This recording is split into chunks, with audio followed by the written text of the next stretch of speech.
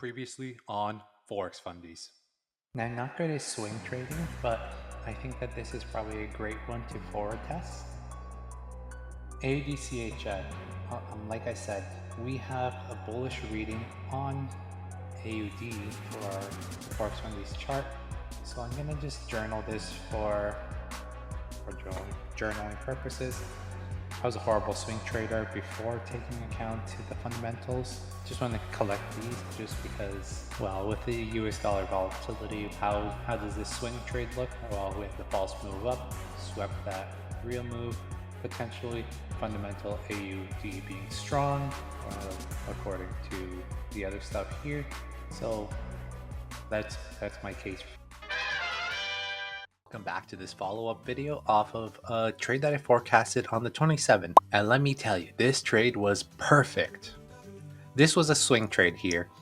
Now, in the past, I had done swing trading and I was very unsuccessful at it. My record was 29 losses and 3 wins throughout the periods of 2023, 2024, and 2025. I'm way better at intraday trading and all that stuff. That's my bread and butter. However, with all the Trump volatility, I did think it was a good time to not switch to swing trading, but give it another forward test go with the ForexFundys stuff, implementing the technicals with the fundamentals. And boy, was this trade perfect. So what has changed since the last video that I uploaded 2 days ago? Well, here's what's happened. So the Australian dollar had a Fundy score of 7, and it was still awaiting the CPI for that day.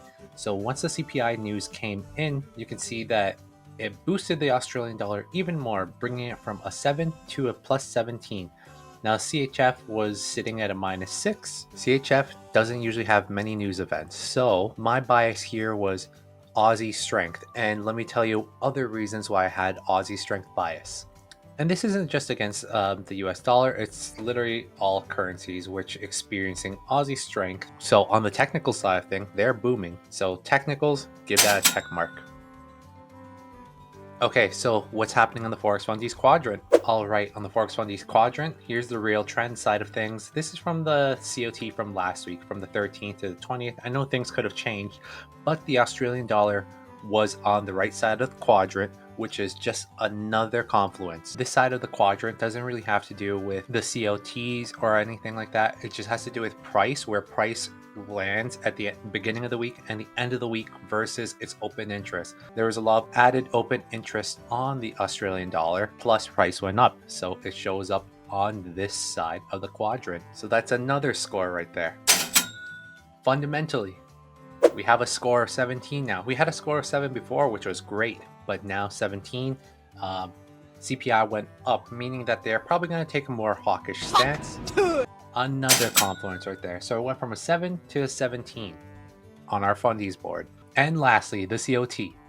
Looking at the non-commercial side of things, which is what us intraday or swing traders should focus on because they're trying to make a profit just like us, we can take a look at what happened on the Australian dollar on the COT. Non-commercial added way more positions for the longs, and we're getting out on the shorts. So the net side of things indicates that the shorts were leaving and the longs are being added on. Open interest was up. So that's four major confluences right there. So we had the technicals bullish, we had Fundys bullish, we had the quadrant bullish, we had the COT. So that was my bias right there.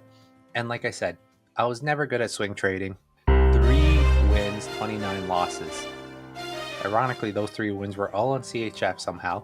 And as you saw in the previous video that I posted, I would have gotten in around here, which is when I started filming.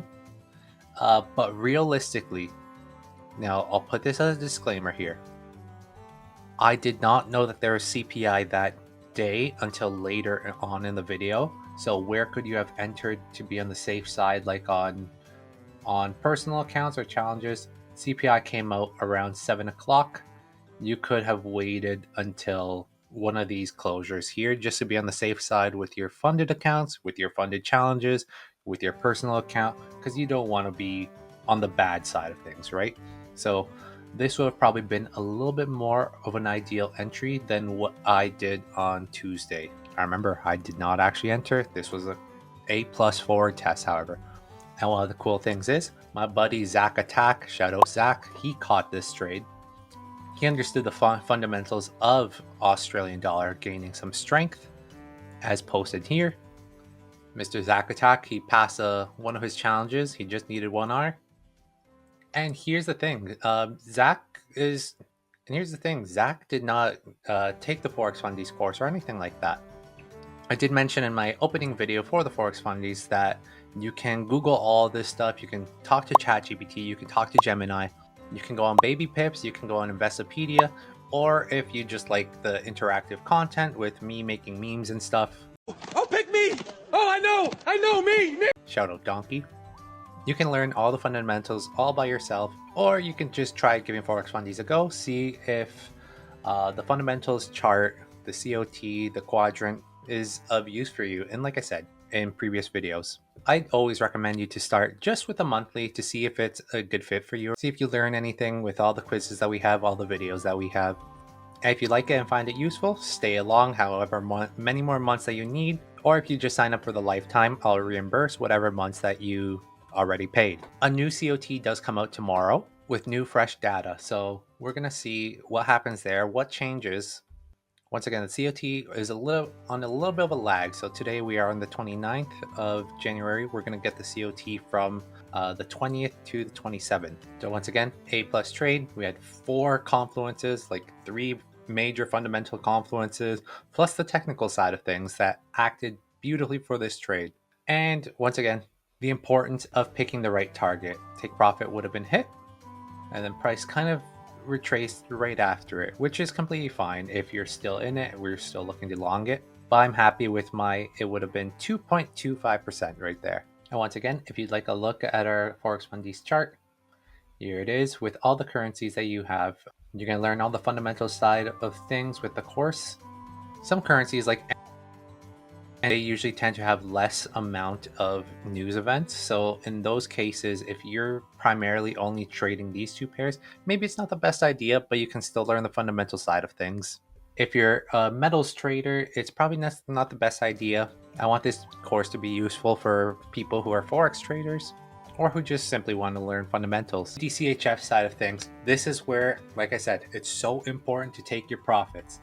Look what would have happened had you been in this trade. So I set the take profit here on my forward test. Again, did not get in. However, if you wanted to shoot for the moon, guess what? Your 2.2% trade right now is still up.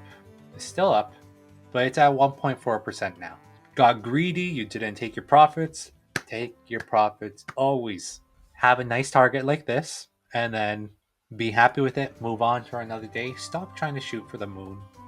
Well, everyone has different strategies, but this is what I'm saying for this one. 2 hours later. Thank you for watching this quick little breakdown here. It's your boy. Peace.